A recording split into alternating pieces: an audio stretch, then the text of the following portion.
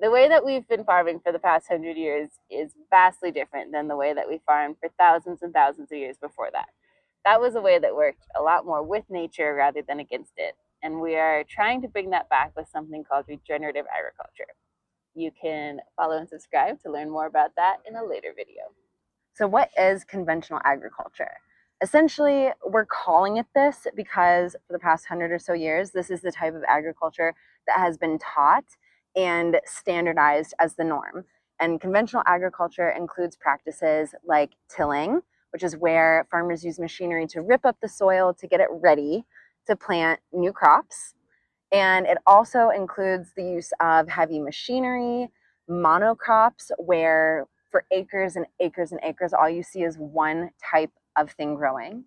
It also includes the use of pesticides, herbicides, insecticides, all sorts of chemicals, synthetic fertilizers, and it's done on a very large scale. This is what conventional agriculture looks like for row crops or field crops. But when it comes to animal agriculture, what we think of as conventional often involves a couple of different things that are very unnatural. First off, animals are often fed foods that they wouldn't normally eat in nature in order to fatten them up. And these also are typically conventionally grown foods that have had chemicals sprayed all over them. And then animals are also put into CAFOs, which stands for Concentrated Animal Feeding Operation.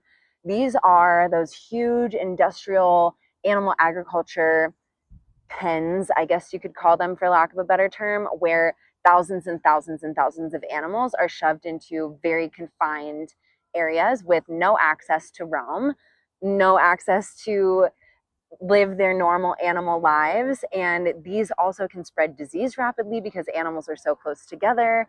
And it's just very inhumane oftentimes in the way that these animals are treated. So that's what we consider normal agriculture, but it really does not have to be this way. All right, let's talk about why farmers have been taught to farm in a certain way. Because this whole curriculum was developed by the agribusiness industry. So basically, more big corporations putting profit over people and the environment, and making sure that every farmer in America thinks that they have to put pesticides on their crops and herbicides. Why is that? Because some companies make a lot of money off of that. And a lot of these huge agribusinesses have tried to convince people that conventional agriculture with the use of chemicals is the only way that we can actually feed the world. There's some truth to this. We started growing food on a massively larger scale, increasing yields by a lot when these chemicals were introduced. But let's just think about the fact that even still, people all over the world are still food insecure and going hungry. And in America alone, over 47 million Americans are food insecure. So this myth that conventional agriculture is the only way to feed the world isn't even actually feeding the whole world. And there's a lot more that goes into it that we'll get to later and why this is the case. But one other thing is the amount of food that we can grow per square foot. So with conventional agriculture, you're only growing one crop on the land for acres and acres. But with a system like permaculture, you can have this entire system where you're using not only the horizontal space, but also the vertical space. Basically, humans are smart and full of ingenuity. And we were sold one story on how we can increase crop yields. It happens to be the same story that increases profits for a few select corporations, but there's so many other ways to do it. Those ways may come with their own challenges, but they don't have the massive negative externalities that spraying chemicals that were developed in World War II to kill people on all of our plants have. So, like Rachel mentioned, these chemicals came from World War II, and they were developed as chemical weapons to both kill pests that spread infectious diseases, which, fair, but then they also were used to literally kill people in war as chemical weapons. And then when the war ended, they were like, what can we do with all these chemicals? Got to keep making money off of them somehow. Exactly. Just maybe we should put them on our food instead. What a genius idea. Let's just spray poison all over our food. We can get them all over America. Every inch. So this is kind of exactly what happened. And they call it the Green Revolution because these chemicals decreased pest pressure by killing off literally all the insects. And they also decreased weed pressure by killing all the plants. And then they also added to yields through the use of synthetic fertilizers. And so this did enable a boom of agricultural products to be grown. But it's not all a good thing. Just this is a small thought experiment. I'm not crazy old at this point, but I do remember when I was a kid that cleaning bugs off of the windshield was something you had to do all the time. Like every time you got gas, you had to like scrub all of the dead bugs off your windshield. Maybe you remember that, maybe you don't. Maybe you have more years on this planet to explore that. Now that doesn't really happen. Getting a bug on your windshield's like kind of rare. That's a little scary. That means it's just one way you can see in your life how much we have decreased the number of insects on this planet. And insects are one of the foundations of our food chain. If you want to dive deeper into this, there is a crazy good article about the insect apocalypse that will have you rethinking every decision you've maybe ever made about killing a bug in your entire life. And we'll link it down below so that you can dive in deeper. With the use of all of these agricultural chemicals, not only has it killed the insects that are pests on these crops, but it's also killed all of the good insects that we actually want to have in our ecosystems and want to have all around our crops, like pollinators. And these chemicals don't just kill bugs. They obviously aren't great for us either. While it's really hard to link specific chemicals to specific diseases, since there's so many things in our environment, we are seeing huge increases in things like cancer, and Parkinson's is a big one that actually has been linked to chemicals. I know my grandpa had Parkinson's, and on his street, 75% of the men that grew up farming in that area using pesticides also had Parkinson's. That is a crazy correlation. Yeah. Hard to prove, but also kind of an insane, like, I don't know anyone where 75% of the people on that street have Parkinson's. And if they're all from a rural farming area and they're all using the same chemicals, you can draw your own conclusions there. All sorts of things can have increased risk factors with exposure to these chemicals. And obviously people who use them, like people who are farming or working in agriculture, have the highest amount of exposure. But even when you're eating these foods, there is still pesticide residue, which is why it's important to wash your fruits and vegetables. But you can't really wash something that's already been turned into a ready-to-eat product, like processed foods, which all of that wheat and corn and soy is being sprayed with all of these chemicals. Oh, a really crazy one about wheat. They actually spray wheat with Roundup right before it's harvested to kill it and dry it to make it easier to process. So wheat has one of the highest pesticides loads of anything. And there have been some studies that suggest that what we are diagnosing as celiac disease is actually a glyphosate intolerance, which is the main chemical in Roundup. I believe that because I have a lot of gluten intolerant friends who go to Europe and can eat things just fine. Because glyphosate has been made illegal in Europe. As it should be here, just saying. Also, just a little caveat on Roundup, which is glyphosate. People who use this in their own yards to kill things like dandelions, which are a super important food source for bees, and also other types of weeds, oftentimes apply way too much. And so if you're using this chemical on your own yard, which means that you are exposing yourself, your family, your pets, and any single animal or person who walks across your yard to really high doses of a very toxic chemical. So if you have Roundup in your house, just literally take it to a toxic hazardous materials waste facility. You do not want to use that, I promise you. Okay, couple more things on Roundup. This is really just turning into a rant on Roundup, as it should, honestly. Maybe that could be its own video. Yeah. Okay, glyphosate is also an endocrine disruptor.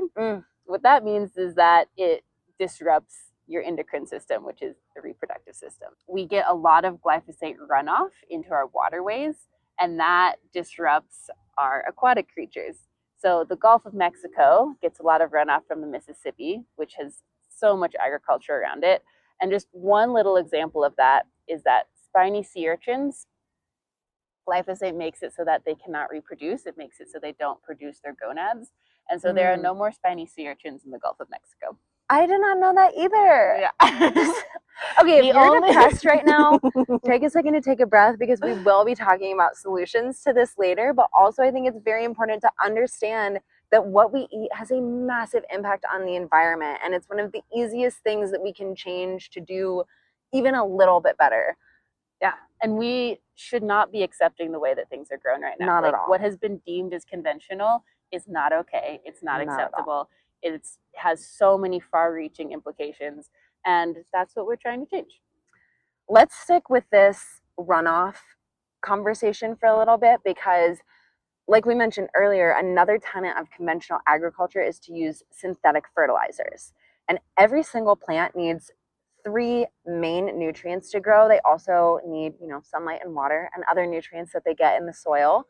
But every plant, all they need really, if you're going to strip down to like a diet of their nutrients, is nitrogen, phosphorus, and potassium, NPK. So in every fertilizer that you find, whether organic or synthetic, it's going to have some mixture of nitrogen, phosphorus, and potassium. If you're getting into organic agriculture, you can get these nutrients from things like compost. But conventional agriculture pretty much exclusively uses synthetic fertilizers. And nitrogen is kind of hard to come by. When we're getting nitrogen from the organic natural processes of the earth, there are a very select amount of plants who can take nitrogen from the atmosphere and fix it to a usable form that can be taken up by other plants, and we call these nitrogen fixers. So if you want to learn more about the nitrogen cycle or nitrogen fixation, there are so many videos that you can search to learn more about that. I'm not going to dive into detail here, but basically what you need to know is that it's kind of hard to come across. And so in conventional agriculture, they use synthetic forms of nitrogen. And this is sucked out of the atmosphere and converted to a synthetic nitrogen with a process called the Haber-Bosch process.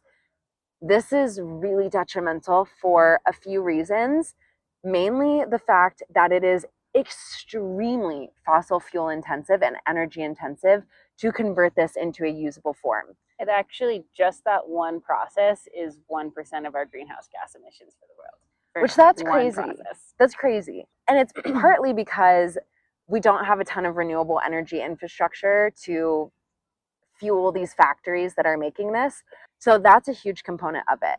The other really distressing thing about the Haber-Bosch process is that as it's converting this nitrogen to a usable form, it releases nitrous oxide, which we often talk about carbon as a greenhouse gas, but there are many greenhouse gases that cause global warming, and nitrous oxide is 300 times more effective at trapping heat in our atmosphere than carbon is. For all of these synthetic nitrogen fertilizer that we're spraying on our crops, not only is it taking fossil fuels to produce, but it's also producing a greenhouse gas that is 300 times worse than carbon. And if you watched any of our previous videos, we kind of went off about how methane is horrible because it's 20 to 80 times more potent over its life cycle. Nitrous oxide is worse than methane by a lot. Also, fun fact, it causes acid rain, which we don't love. Look at us with these not so fun facts. All right, we're going to keep on this negativity train just a little bit longer. And then I promise we'll get into some better things. Yeah, so fun. The other thing with nitrogen fertilizer is that it's just kind of sprayed everywhere, often from an airplane, and we put more than we need on the crops. And actually, 50 to 60% runs off into our waterways. This causes so many fun effects. So like Lindsey mentioned, nitrogen is a very limited resource in our environment naturally. That means that when you add it into an environment that doesn't have a lot of it, you get a lot of growth. So in our rivers, we get something called algal blooms, which which means you get lots of algae growing. You might think that seems fine, algae's cool, but what happens is you get so much that grows in the river that it uses up all of the oxygen in the river. And when there's no oxygen, nothing can live. So then you get something called a dead zone, which is an area of the river, or it can also be a delta where the river is running into the ocean, or a lake, or a lake, any body of water, where there's no oxygen in the water and nothing can grow. So that means no more algae, no fish, no insects. Literally, it's dead. The water is dead. And this is when you see some of those pictures, if you've ever seen this, of like hundreds and hundreds of dead fish washing up onto a beach after an algae bloom. It's because of these dead zones. Yeah, not fun. Okay, one more thing about Roundup and runoff. So GMOs, we're not going to get too much into them, but one of the main GMOs is called Roundup Ready corn. And what that means is that it's corn that you can spray Roundup on and it won't die. Normally, Roundup is there to kill plants, but this corn has been modified so that it can survive Roundup. And the main problem with that is it allows farmers to spray Roundup everywhere. Instead of it being targeted weed control, it just gets sprayed indiscriminately, which means much more of it gets into the environment, much more runs off into the rivers, no more spiny sea urchins. And a lot more toxic load on everything else, including us. Yeah, no one can eat bread anymore. Okay, but here's the thing. We have so many solutions that it's kind of crazy that this is still the norm. One solution is organic agriculture. And this is a little bit different than conventional agriculture in a few ways. It's not perfect, but it is a huge step in a better direction. Regenerative agriculture, permaculture, those are also different forms of agriculture that we will get into in later videos. But let's talk specifically about organic agriculture. And I just want to level set by saying that the vast majority, I think it's something like 96% of all farmland is still conventional. Organic agriculture is a very small subset of farming. And why I say farmland rather than farms is because just like in the economy, a very small number of agriculture businesses own the vast majority of farmland, even though most farms are still small to medium family farms. But when we talk about in terms of scale of the practices being used across all farmland, conventional agriculture is still by far the most used. But organic agriculture has some differences that really make it a better alternative. So like Lindsey said, organic agriculture isn't perfect. There's still some chemicals that are allowed, but it's greatly reduced. Definitely no glyphosate, which is good. Very good. There's also some requirements on how crops are grown, which is important. Because many of the pesticides, most of them, are not allowed in organic agriculture, organic growers have to use some of these other methodologies to reduce pest pressure. And one way that they can do that is through crop rotation. Basically, crop rotation is growing different crops on different plots of land over the years, because certain insects really are pests more heavily on specific types of crops, and they either lay eggs or then they hibernate in the ground. And so if you grow the same crop in that plot the next year, those insects are going to come and they are awakening to a feast. But if you're growing something completely different in that field, the insects come back and they're like, I can't eat this. And so then you've reduced pest pressure in one way. So natural. So great. So intuitive. Another way is to use other insects. You probably know that ladybugs eat aphids.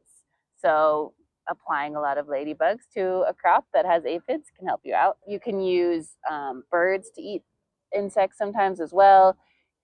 Green lacewings also eat aphids. There's tons of nature-based ways to control pests that we don't have to go to pesticides for. Which we love. Another really important tenet of organic agriculture is soil health, because when you have healthy soil, that produces better, healthier, more resilient plants. Essentially, if you're tilling and ripping up the soil, if you're spraying pesticides and herbicides that go into the soil, if you're spraying synthetic fertilizers, which basically give the plants nutrients without them having to interact with soil microorganisms, you're really, really harming soil health. So instead of doing that, organic farmers often take extra measures to care for the soil itself to produce these healthy, resilient plants. Another thing that's not allowed in organic agriculture is synthetic fertilizers. So that's that fertilizer, the nitrogen that we take from the atmosphere and turn it into something that we can put on plants. Not allowed in organic agriculture. Instead, organic farmers can use things like compost and manure, which is really cool because we have a lot of cows in this country and they produce a lot of manure. And if it doesn't get turned into compost and spread on fields, it ends up in big ponds where it produces methane, which is another greenhouse gas. Womp, womp, womp. So these things just make sense. Like, we have a pile of nitrogen-rich manure sitting there. Let's put it on the fields instead of turning it into methane. You can also purchase some organic certified fertilizer made with natural materials, and some farmers choose to do that as well. So while organic agriculture has a lot of benefits and is generally less toxic to all of us, there's a lot of barriers for farmers to get into this. One, certification can be very expensive to get and difficult. There's a 3-year transition period for a farm to go from conventional to organic. That basically they have to be using organic practices for 3 years, but they can't call themselves organic, so they can't charge organic prices. So that's a huge financial commitment for a farm to make. And then the certification process itself is another financial commitment. And that can be really hard for a lot of small farms to take on. So if you're shopping locally for produce at the farmer's market and you look around and you're like, none of these say organic, it's really important to actually talk to the farm, because oftentimes they're growing organically, or maybe even better than organically. They're doing all sorts of other amazing practices, but they might not be able to call themselves organic because they didn't spend the time and the money required to get that certification. All right, let's talk about the cost of organic products. We all know organic is more expensive, which sucks. We don't want it to be. There's a lot of different reasons for that, and it's kind of complicated. One of the reasons is the certification and how rigid it is. So there are other options. Regenerative agriculture is another way of farming that we'll get into in another video, that offers more flexibility for farmers and more ways for farmers to work with nature without being subject to the rigid rules of the organic certification. There's a lot of ways to farm, and as this industry matures and we explore more alternatives to conventional, we should be able to see costs come down as it becomes easier and easier for farmers to use some of these other methods. Another thing that I want to add to this conversation is that these conventional products are artificially cheaper than organic, because all of these synthetic inputs cost a lot of money, and a lot of conventional farms get subsidies from the government. Do we know why certain types of crops get subsidies while others don't? It's because big corporations have lobbied for them. This is the recurring issue in pretty much every unsustainable thing that this country does, is because someone has paid a lot of money to make laws so that they can continue to make money at the expense of the environment and people's health. That is like the recurrent through line. Sorry, I'm pointing at you with a stick. Truly, underline, bold, italicize that in your brain. Corporations, bad. only the bad ones. There's some that are okay, like us. We're but we're like not a multinational global conglomerate yet. At face value, organic is more expensive than conventional. We know this. But that's, when you're at the store buying it. What about 50 years down the line when you have cancer? That's pretty expensive. So there's these trade-offs that we've made to get food as cheap as possible, but we end up spending more money in so many other places. Why do we spend more on healthcare than any other developed country? Because our food sucks. It is 100% because of our food. So, yeah, we have cheap food, but then we're spending more in other areas. So, we're not actually saving money. And I also just want to say that organic doesn't have to be more expensive. Food that's nutritious and grown well and grown sustainably and, you know, pays the workers fairly could be subsidized and incentivized by governmental price structures, but it's not. Instead, we subsidize specific crops. There's about 10 that you can get subsidies for, which no shock, corn, soy, wheat, dairy, etc. Those things are being artificially cheapened through policy and price structures where they cost less to produce because the government is paying producers to grow them. We could turn that same script around, and instead of incentivizing that, we could incentivize organic growing. We could incentivize sustainable methodologies. We could incentivize growing fruits and veggies over growing things like corn for corn syrup, but we don't do that. And so it is more expensive, but paying a little bit more now to save on healthcare costs down the line and to just give yourself a better quality of life overall is a great trade-off that you can make in your own head financially. But then we also could really push for these systems to be differently incentivized so that organic food is cheaper than conventional food. Also, when we're talking about costs, we should look at waste. Mm-hmm. So, you might know we waste about 40% of the food in this country. And about 25% globally. If we could reduce that number even a little bit, that would make way more of a difference to our food budgets than conventional versus organic. The other thing is that, again, our lovely corporate friends have engineered processed food in a way that makes us eat way more than we need. Oh, yes. So there's these other tweaks that we can make to our food system that, we are trying with this new food system we are building to bring our overall costs to actually be less than what they are in the conventional food system. And then just think about the environmental trade-offs, because even if we're not paying that much for conventionally grown food, what environmental cost does it have that's going to literally destroy the world? Oh my God, sorry, I'm watching this little funny girl right here. Honey, come say hi. Oh, it's so cute. It's so cute. Okay, and food waste is a perfect segue into our next point. When we think about doing organic agriculture at scale, there are some studies, there are researchers, there are people who will say that it is impossible to do at scale for one reason alone. Not that it's impossible to scale up, but that it would require so much more land. Agriculture is already one of the main contributors of habitat loss and one of the main ways that humans have completely disrupted natural ecosystems. So we have already disturbed, I think, over 30% of our land base by putting in agricultural fields.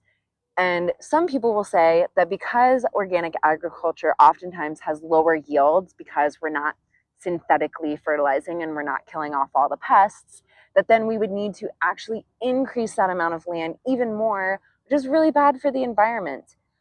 But if we were just more efficient at how we got food to people, and if we didn't have all of these barriers of price affordability so that people go hungry because they literally just can't afford food, then not so much food would be wasted, and we could be a lot more efficient growing on the spaces that we have already cultivated for agriculture. Typically, in conventional ag, you grow one crop, and then after you harvest that field sits empty until you plant again in the spring, which is really bad for a lot of reasons, because when you don't have roots in the soil, you're not drawing down carbon. You're also not drawing down water, so that leads to major flood events. But then you're also exposing that soil to erosion, and we're losing so many feet of topsoil every year, which takes thousands of years to regenerate. But in regenerative agriculture, you can grow a secondary crop over the winter on that land, which also provides more food per acre than conventional agriculture. So there are these very relevant pushbacks to this, but they come from a very narrow-minded lens that doesn't look at all of the other ways that we can increase efficiency in our food system, reduce food waste, and also grow more per acre in other systems of farming. For the last 100 years, we have been pushed into one type of agriculture, and we have made advances in that type of agriculture. And just more recently that we're starting to make a lot of advances in other types of agriculture. And it follows that we can figure out, as very, very smart humans that we are, how to increase our yields without these pesticides. Like, we have been sold this one story, and it is not the only truth. And we have already seen huge farms that have converted to organic or regenerative practices and have gotten the same or more yields than their conventional friends without all these other externalities. The other thing we need to look at is, what is the product mix? What type of foods are we growing on our land? Because right now, a lot of our land goes to grow corn and soy to feed cattle. Corn and soy should not be used to feed cattle. Cattle eat grass. And we also just eat too much meat in this country. We don't need to stop eating meat. If you need to eat meat for you, that's great. I eat meat. I think it's delicious. Basically, raising meat takes 10 times as much land for the same amount of calories as raising vegetables. So if we can reduce our meat consumption a little bit, just a little bit, we can free up so much more land and support so much organic agriculture. That makes a lot of sense.